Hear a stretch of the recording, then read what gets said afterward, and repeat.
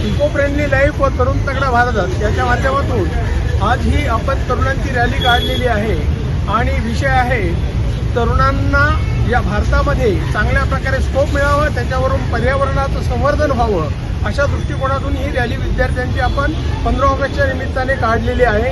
आणि ह्या 15 ऑगस्टच्या रॅलीचं वैशिष्ट्य असं आहे की त्यांनी काही आपल्याला दाखवून दिलं आहे की ही जेनझी जी पिढी आहे ही कुणापेक्षाही कमी नाही, त्यांना अतिशय चांगला आत्मविश्वास आहे आणि त्याचबरोबर त्यांच्यावर चांगल्या प्रकारची मॅच्युरिटी आहे। त्यांनी दिल्लीमध्ये दाखवून दिलं आहे की जर शिक्षणामध्ये किंवा कुठेही अफरातफर होत असेल, काही पेपरफुटी होत असेल तर त्या संदर्भात त्यांनी दिल्लीमध्ये शिक्षण मंत्र्याला राजीनामा देण्यापर्यंत ताकद दाखवून दिलेली आहे।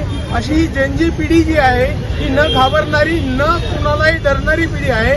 तर त्यांनी ही दिल्लीमधली जी झाकी आहे ही झाकी दाखवलेली आहे आणि अशा या तरुण पिढीला, जेनझीला आपल्याला त्यांचं अभिनंदन करायचं आहे आज 15 ऑगस्टच्या निमित्ताने।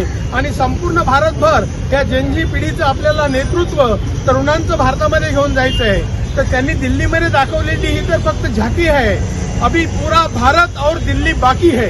अशा प्रकारची ही जेनझी पिढी आजपासून डेफिनेटली संपूर्ण भारतभर जाणार आहे। या ठिकाणच्या ठाण्यामधली जे काही कॉलेजमधले विद्यार्थी आलेले, त्यांचे शिक्षक, प्रोफेसर आलेले, हे सगळे त्यांना साथ देणार आहे आणि आपल्या ठाण्यामधून आपण ह्या सगळ्या प्रचाराचा चांगल्या प्रकारे भारतभर आवाज गेला पाहिजे। त्यासाठी जेनझी पिढीचं सगळ्यांनी एकदा टाळ्या वाजवून स्वागत करा। आणि या निमित्ताने आपण घोषणा द्यायची आहे।